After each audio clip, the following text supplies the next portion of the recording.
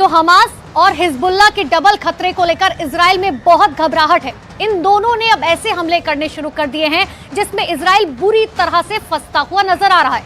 लेकिन नेतन्याहू के सलाहकार इसे इजराइल के लिए मौत का फंदा बता रहे हैं।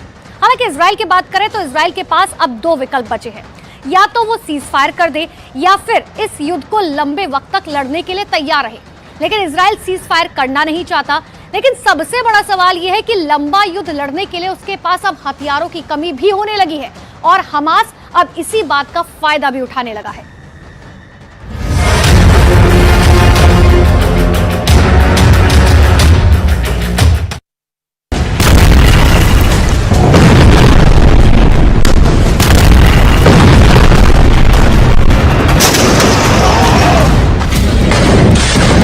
वीडियो के एक एक फ्रेम को बहुत गौर से देखिए। हमास अपने से कई गुना शक्तिशाली इजराइल की सेना से कैसे लड़ रहा है,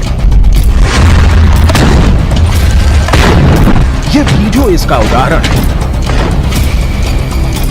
हमास के लड़ाके बेहद सस्ते रॉकेट, जिनकी कीमत खुद $100 भी नहीं होगी, जमीन से दाग रही है।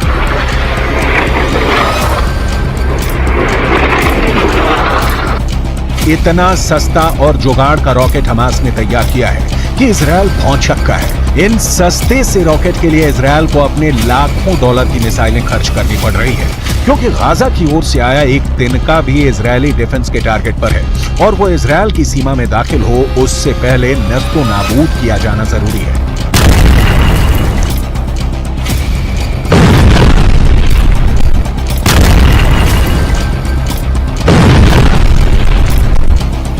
हथियार शास्त्र समझिए और युद्ध में इजराइल के नुकसान को समझिए।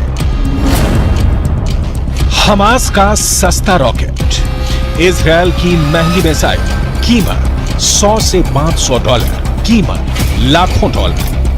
इजरायली खुफिया एजेंसी और इजरायली एयरफोर्स की सारी ताकत इन जैसे बेहद कमजोर और हल्के रॉकेट को रोकने में लग रही है। हमास के अल कुद्स ब्रिगेड ने ऐसा ब्रेन लगाया है कि इजराइल की परेशानी बढ़ गई है। यहां आपको हमास के अल कुद्स ब्रिगेड के बारे में जरूर जानना चाहिए, क्योंकि इजराइल के खिलाफ हमास की लड़ाई में अल कुद्स ब्रिगेड फ्रंट लाइन पर लड़ रहा है।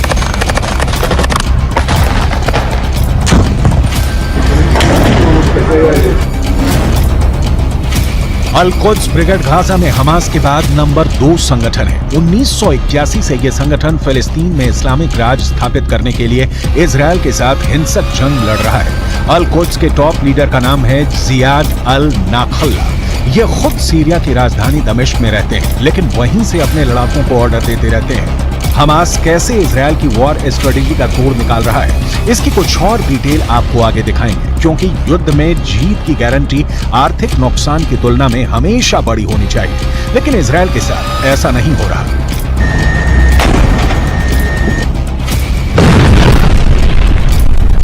युद्ध में इजराइल को इतने बड़े पैमाने पर अपने संसाधनों और हथियारों का इस्तेमाल करना पड़ रहा है कि अमेरिका से अब इनकी सप्लाई शुरू हो गई है।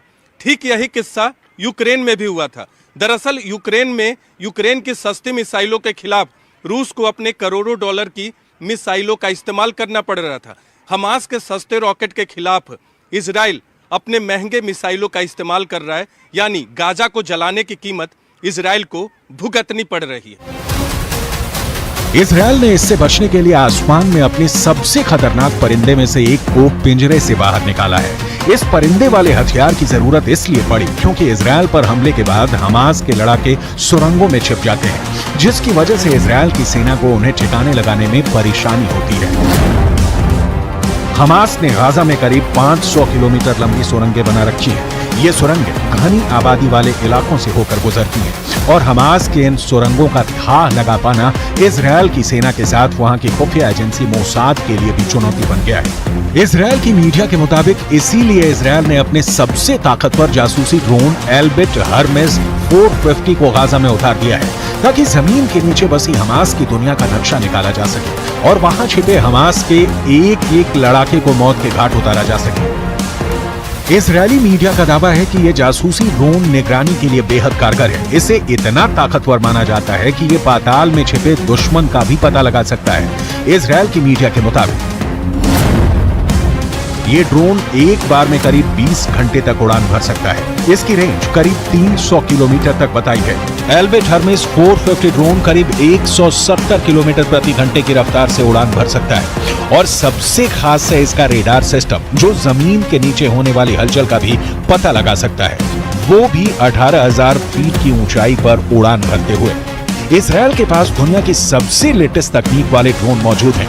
इजरायल के पास हमास के खिलाफ लड़ने के लिए अभी बहुत से हथियार भी हैं, जिनका इस्तेमाल इजरायल युद्ध जारी रहा तो जरूर कर सकता है। दूसरी ओर ड्रोन के स्तर पर हमास भी कमजोर नहीं है। कामिकाज़े ड्रोन टेक्नोलॉजी को ईरान के जरिए हमास के आतंकवादियों तक पहुंचाया गया है।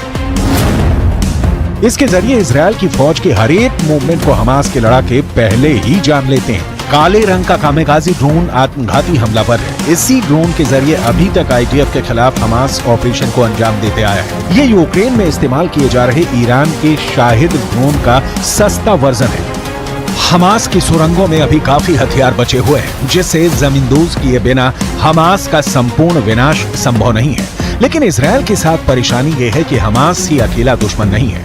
लेबनान के हिजबुल्लाह भी हैं, यमन के हूथी विद्रोही भी हैं, जिनकी ओर से हमास के समर्थन में इजरायल पर मिसाइलों और रॉकेट से हमले हो रहे हैं। हालात इतने बदतर हैं जैसे कभी भी किसी भी वक्त तीसरा विश्व युद्ध भड़क उठे।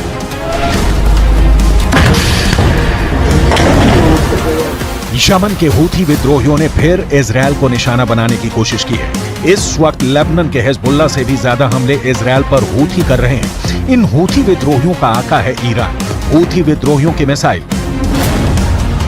लाल सागर से होती हुई दक्षिणी इजरायल के एलट शहर में गिरने वाली थी, लेकिन इजरायल ने लाल सागर से आती हुई उन बैलिस्टिक मिसाइलों को मार गिराने का दावा किया, क्योंकि दक्षिणी इजरायल के एलट शहर में उसका एरो 3 मिसाइल डिफेंस सिस्टम तैनात है, जिसने हूथी विद्रोहियों की मिसाइलों को पहचान कर मार गिराया। הלחימה נמשכת, אין הפסקת אש, אנחנו חוזרים על זה, אין הפסקת אש, אנחנו ממשיכים להילחם. हूथी विद्रोहियों को रोकने के लिए अमेरिका ने लाल सागर में अपना एयरक्राफ्ट कैरियर आइजनहावर उतारा है, तो वहीं हिजबुल्लाह के खिलाफ भूमध्य सागर में जेराल्ड फोर्ड पहरा दे रहा है। इजराइल के पास खुद दुनिया का टॉप एयरक्राफ्ट सिस्टम मौजूद है। इजराइल इस वक्त गाजा में अपनी पूरी ताकत से जुटा हुआ है हमास के अंतिम लड़ाके की मौत तक।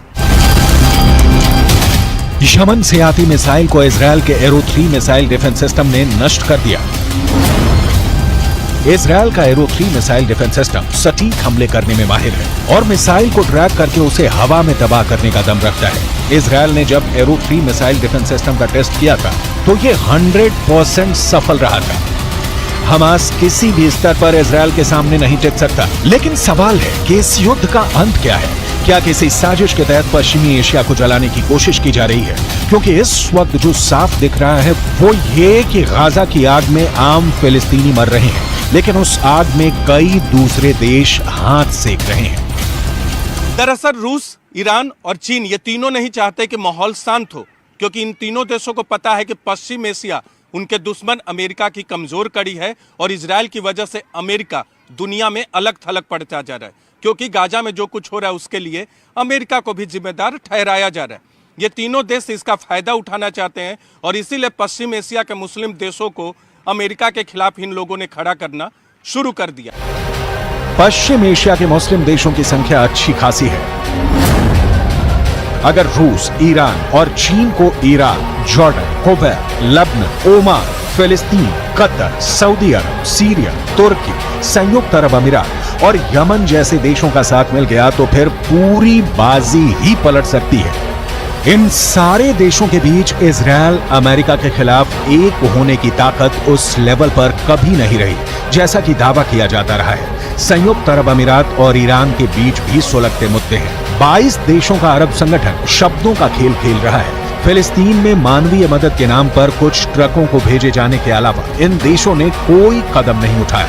ईरान के राष्ट्रपति इब्राहिम रईसी अपने शब्दों से ही परमाणु युद्ध छेड़ते रहे हैं। जमीन पर उनका एक भी शब्द सही नहीं उतरा है। युद्ध में कमजोर का मारा जाना तय है और हमास इजरायल से बहुत बहुत बहुत कमजोर है। लिहाजा गाजा जल रहा है। धू कब तक जलेगा कोई नहीं जानता।